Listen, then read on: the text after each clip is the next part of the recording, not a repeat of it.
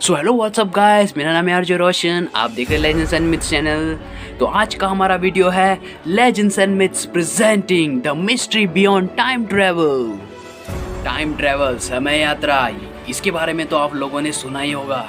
अगर नहीं सुना तो चलिए मैं बताता हूँ, और जिनको पता है वो इस वीडियो में बने रहे क्योंकि उनको और भी ज़्यादा जानने मिलेगा टाइम ट्रैवल के बारे में। So let's get start.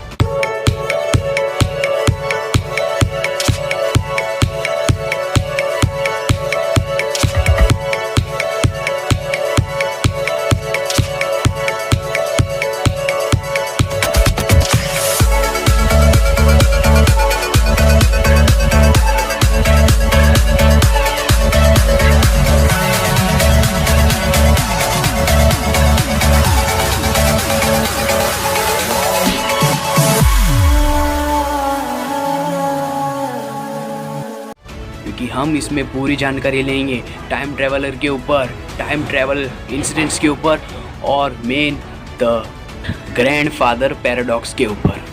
काफ़ी मूवीज़ में आपने टाइम ट्रैवल के बारे में देखा होगा या सुना होगा। टाइम मशीन्स के बारे में मूवीज़ बनती है, टाइम ट्रैवल के बारे में मूवी बनती है, और सबसे मेन जो है वो है ग्रैंडफादर पैराडॉक्स।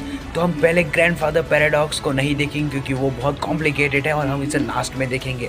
सबसे पहले हम देखेंगे time travel incidents happened in real life. आपको ये बात जान के काफ़ी हैरानी होगी, कुछ माइनर्स जब माइनिंग कर रहे थे तो उनको हज़ारों साल पुरानी ममी मिली, और उस ममी के पैरों पे हज़ारों साल पुराने शूज़ थे। लेकिन हज़ारों साल पहले शूज़ कहाँ से आए? और अगर हम इसे गौर से देखें तो ये हमें आदिदास जैसी ब्रांड की जैसा दिखता है। तो क्या ये एक टाइम ट्रैवलर था जो इसमें फंस गया था और उसकी वहीं पे डेथ हो गई, या कुछ और? आप मुझे ज़रूर बताइए।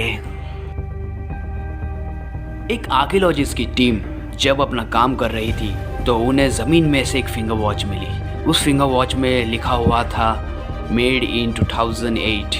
तो इससे ये बात बहुत ज़्यादा कॉम्प्लिकेटेड हो जाती है कि जब वो 2008 में मिली थी, उसकी रेडियो डेटिंग करने के बाद पता चला कि वो वॉच हज़ारों साल पुरानी थी। इससे ये बात साबित हो जाती है कि ये एक टाइम ट्रैवलर की वॉच थी, और जो कि सन 2008 में आया था और वहीं उसकी डेथ हो गई, और उसी की वजह से उसकी वॉच ज़मीन में दफन हो गई, और आज वो हमारे पास है। ये वॉच अभी भी एक म्यूज़ियम में रखी गई है, जिस म्यूज़ियम का नाम है यू आर राइट ऑलकट म्यूज़ियम। मेरे दोस्तों, ये तो थी दो इंसिडेंट्स जो कि हमें अभी पता चली। तो अब हम बात करेंगे टाइम ट्रैवलर के ऊपर। आखिर क्या होते हैं टाइम ट्रैवलर? वो लोग जो टाइम या समय में यात्रा करते हैं, ऐसे लोग जो टाइम ट्रैवल करते हैं, जैसे कि किसी अलग टाइम पीरियड से अलग टाइम पीरियड में जाना, जैसे भविष्य में जाना और भूतकाल में जाना।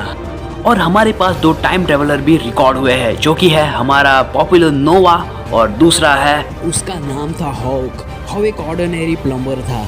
जब वो अपने घर की पाइप फिक्स कर रहा था तभी उसने देखा कि उसके शैल में थोड़ी सी जगह है जहाँ वो घुस सकता है, और जैसे ही वो अंदर गया वो जगह बड़ी होने लगी, और जब वो वहाँ से बाहर निकला तो वो अपने घर के बैकयार्ड में आ गया। जब वो अपने घर के बैकयार्ड पे आया तो उसने देखा कि घर में काफ़ी चेंजेस हो रखे थे, और जब वो वहाँ पे अंदर गया तो उसे एक बूढ़ा आदमी मिला जो बिल्कुल उसकी तरह दिख रहा था, और उसके हाथ में सेम उसी का टैटू भी था। उसने पूछा कि तुम कौन हो? वो आदमी उससे बताता है कि मैं तुम ही हूँ, लेकिन 72 साल का। ये वक्त था सन 2042, जिसमें वो 72 साल का हो चुका था। वो ये बात जान के काफ़ी हैरान हो गया। उसे तो पहले उस पर बिल्कुल भी विश्वास नहीं हुआ, लेकिन जब उसने उसे कुछ सवाल पूछे और उसने उसके सारे जवाब ठीक ठीक दिए तो उसे पता चल गया कि वो खुद ही था। वो बहुत ज़्यादा शॉक हो गया। उसने प्रूफ के लिए अपना उसके साथ एक वीडियो भी बना लिया, जो कि आप देख सकते हो। और तो और उसने उसका टैटू भी देखा जो कि थोड़ा सा फेड हो गया था, और आई गेस वो बिल्कुल सही कह रहा था क्योंकि टैटू तो फेड हो ही जाते हैं, और इससे पता चल जाता है कि ये एक टाइम ट्रैवलर है। तो मेरे हिसाब से तो ये एक टाइम ट्रैवलर है। आपको क्या लगता है? आप मुझे कमेंट में बताइए। अब चलिए बात करते हैं नोवा के बारे में। नोवा एक ऐसा व्यक्ति है जो कि सन 2030 से आया था। वो 2011 में टहलने गया था, लेकिन जब वो 2011 से वापस 2030 में जा रहा था तो वो 2017 में फंस गया था। वहाँ फंसने के बाद वो काफ़ी हैरान हो गया था क्योंकि उसकी टाइम मशीन भी ठीक से काम नहीं कर रही थी। यहाँ तक कि उसने अपनी टाइम मशीन की डिज़ाइन भी दिखाई, जो कि लोग देख के हैरान हो गए। आखिर क्या रहस्य था इसका, ये तो आज भी कोई नहीं जानता। इंटरनेट पे भी आपको इसकी तस्वीर ब्लर मिलेगी ताकि इसे कोई पकड़ ना सके। इसने एक यूट्यूब चैनल पे अपना इंटरव्यू दिया था, जिससे कि वो काफ़ी फेमस हो गया और पॉपुलर हो गया। उसने अपनी काफ़ी फ्यूचरिस्टिक चीज़ें भी दिखाई। आपको क्या लगता है कि ये कोई एक टाइम ट्रेवलर है या फिर एक फेक स्पैमर है? मेरे हिसाब से अगर हम इसकी प्रूफ्स और इसकी बातें और इसकी टेस्टिंग देखें तो इसने लाई डिटेक्टर को भी पास कर लिया था। तो मेरे हिसाब से ये एक पक्का टाइम ट्रेवलर है। आपको क्या लगता है, आप मुझे प्लीज़ कमेंट में ज़रूर बताइए। सो चलिए अब बात करते हैं ग्रैंडफादर पैराडॉक्स के बारे में। ग्रैंडफादर पैराडॉक्स ये होता है जब आप समय यात्रा करके पास्ट में जाते हो और आप अपने ही दादाजी को मार देते हो, और अपने ही दादाजी को मारने के बाद जब आप एक बात सोचिए, अगर आपका दादाजी ही एग्जिस्ट नहीं करते तो आपके डैड भी एग्जिस्ट नहीं करेंगे, और अगर आपके डैड एग्जिस्ट नहीं करेंगे तो आप कैसे आओगे, और अगर आप एग्जिस्ट नहीं करते तो आपके दादाजी को मारने वाला आखिर होगा कौन? इसका जवाब तो आपको भी नहीं पता और मुझे भी नहीं, लेकिन चलिए अब हम इन सबूतों के आधार पर पता लगाएंगे कि ये रियल है या नहीं। सो देखिए, ग्रैंडफादर को सॉल्व करने के लिए दो थियरीज मशहूर है। एक है थियरी नंबर 1, तो चलिए उसे शुरू करते हैं। अगर आप टाइम ट्रैवल करके पीछे चले गए और आपने अपने ग्रैंडफादर को मार दिया, लेकिन एक बात, अगर आपने जिस समय अपने ग्रैंडफादर को मारा तब आपके जो डैड है अगर वो एग्जिस्ट करते हैं, यानी उनका जन्म हो चुका है, तो आप बिल्कुल भी नहीं मरोगे और आप टाइम ट्रैवल करके अपने ग्रैंडफादर को मार सकते हो। तो यही है थियरी नंबर 1। थियरी नंबर 2 कहती है टाइम ट्रैवल जैसी कोई चीज़ नहीं हो सकती। लेकिन हाँ, टाइम ट्रैवल होता है, लेकिन आप पास्ट में कभी नहीं जा सकते क्योंकि पास्ट की चीज़ें बदली बिल्कुल भी नहीं जा सकती। ये तो बस एक हाइपोथेटिकल माइंड रिएक्शन की संभावना है। पास्ट में आप बिल्कुल भी नहीं जा सकते। अगर आप पास्ट में जाओ तो बटरफ्लाई इफेक्ट की वजह से काफ़ी सारी चीज़ें गलत हो जाएगी, और अगर आपने गलती से भी टाइम मशीन बना ली भी होगी जो पास्ट में जाती है, तो वो भी शायद उसकी वजह से ना हो, क्योंकि बटरफ्लाई इफेक्ट बहुत इफ़ेक्टिव होता है उसके एग्जिस्टेंट पे।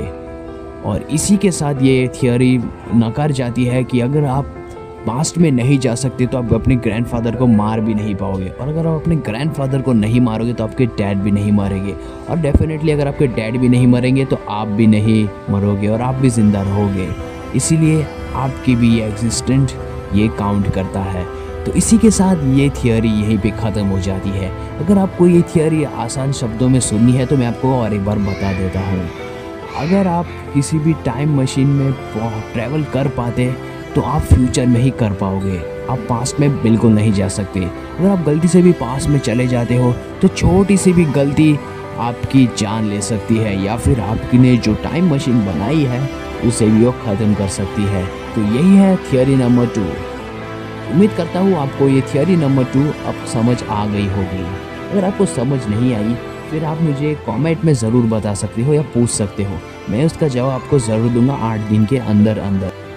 तो अगर आप मेरी बात माने तो टाइम ट्रैवल बिल्कुल पॉसिबल है, लेकिन एक सबसे बड़ी बात, आप टाइम ट्रैवल सिर्फ फ्यूचर में कर सकते हो, यानी भविष्य में। आप पास्ट में नहीं जा सकते, क्योंकि अगर आप पास्ट में गए तो बटरफ्लाई इफेक्ट क्रिएट हो ही जाएगा। अगर बटरफ्लाई इफेक्ट क्रिएट हो गया तो वो आपकी टाइम मशीन बनाने वाली जो समय है या जो प्रेजेंट वक्त है जब आप टाइम मशीन बनाओगे उसे इफ़ेक्ट करेगा, और ऐसा भी हो सकता है कि आपके हाथों टाइम मशीन बने ही नहीं, कि आपको टाइम मशीन कहीं से भी मिले भी नहीं। तो आप अगर आपके पास टाइम मशीन ही नहीं आई तो आप फ्यूचर और पास्ट में कैसे? यही पे ग्रैंडफादर पैराडॉक्स फिर से आ जाता है। इसी वजह से आप पास्ट में ट्रैवल बिल्कुल नहीं कर सकते। तो होप आपको ये वीडियो पसंद आई होगी। अगर आपको ये वीडियो पसंद आई हो तो प्लीज़ यार वीडियो को लाइक, शेयर और प्लीज़ यार सब्सक्राइब ज़रूर करना, क्योंकि अगर आप सब्सक्राइब नहीं करोगे तो चैनल यार आगे ही नहीं बढ़ेगा, और आगे नहीं बढ़ेगा तो आपको ऐसी ऑसम वीडियोस और नहीं देखने मिलेगी। So please subscribe to my channel and thanks for watching this video.